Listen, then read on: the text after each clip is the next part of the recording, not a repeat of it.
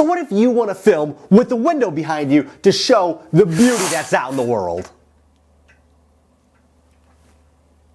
Oh, it's a parking lot. I didn't know that.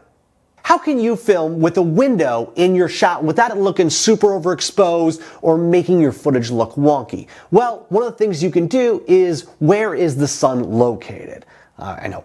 Oh, in the sky, it's up there. Is it rising? Is it setting? Where is it? Because depending where it is will also affect kind of how much light you're getting. And also your surroundings. If you have taller buildings that create more shadows and you're facing out that way, it's then going to help bring down that exposure. But if you're in a little bit more open space, then obviously you're going to have to counteract that light a little bit more. But something else you can do is choose what kind of sun you're using. Now, what does that mean? Well, there's going to be three types of suns. There's going to be sunlight, just full sun exposed out there.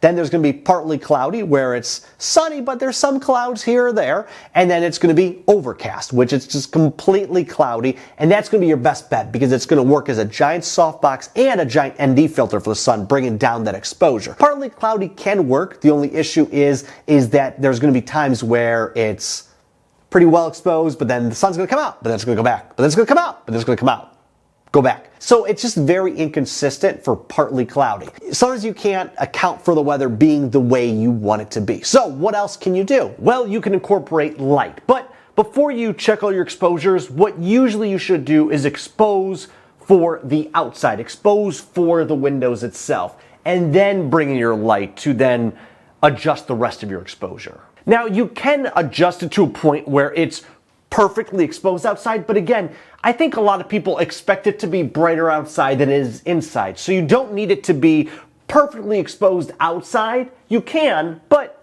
I think having it a little brighter is something that is 100% acceptable. See, I think something like this works a little bit better, where it's still a little bright outside, we can see, but it's not to a point that it's perfectly exposed. Obviously, I'm still very dark, but now we can work on incorporating some actual artificial light. So now I've introduced a key light to kind of help brighten me up. Currently, I'm using the Aputure 300D, which is pretty bright light, and so it's kind of helped expose me a lot more, so that way then you can see me opposed to not seeing me, and we could still have some detail and definition in the background. So if it still feels like you're maybe a little more underexposed, you don't have bright enough light, you could still adjust your exposure and aperture where it still may make it a little brighter outside, which I did adjust a little bit, but it's something you could still kind of play with to see what works best for you. If you are key on going, I want to see window behind me. Okay, now back to past Corey, because obviously totally different shirt, longer hair, wild. By the way, do you like the longer hair?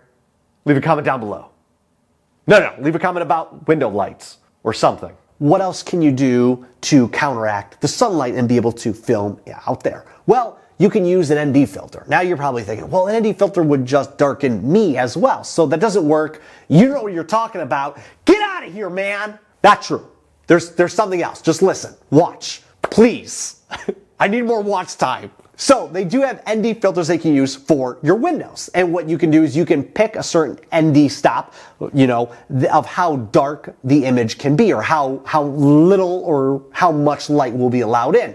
Now, these can be a little bit more expensive. You can find them on B&H. I think I found some for like $150, $200. But if you're kind of looking at a more budget-friendly option, something you could do is go on Amazon and purchase window tints. That's actually what I did in this case, was I purchased a window tint, picked an f-stop or ND stop, whatever, that I thought maybe would work best, and had it sent to me. Now, the only thing is it's made for a car, so it came in a roll, so I had to kind of cut and decide, because the window I had was a little bit more wide, so I had to put two pages next to each other. The only issue with that is either the pages are going to overlap, which would then have this weird lower exposed portion in the window, which doesn't work, or they'd have a little gap, which would then have a brightness spot in the middle of the window, which would look weird as well. So something you could do is try to line them as close to possible and tape the top and bottom just to keep them as tight and close-knit as possible. Now, if you're filming a super close-up shot with the window and that scene right there, probably going to be noticeable. And now we can see when we pull ourselves a little bit further away from the background, we'll get more of that blur and that shallow depth of field, so that way those imperfections are more blurred out and you really won't notice them as when we're standing closer. that one didn't go far enough. That one's not long enough. That didn't work. Crap. So that's how you could drop the exposure to your window and have a more evenly matched shot. So hopefully this helps, and toodles. I've been watching a lot of Mickey Mouse Clubhouse. Little one. Loves it. All right, I'm going to end it.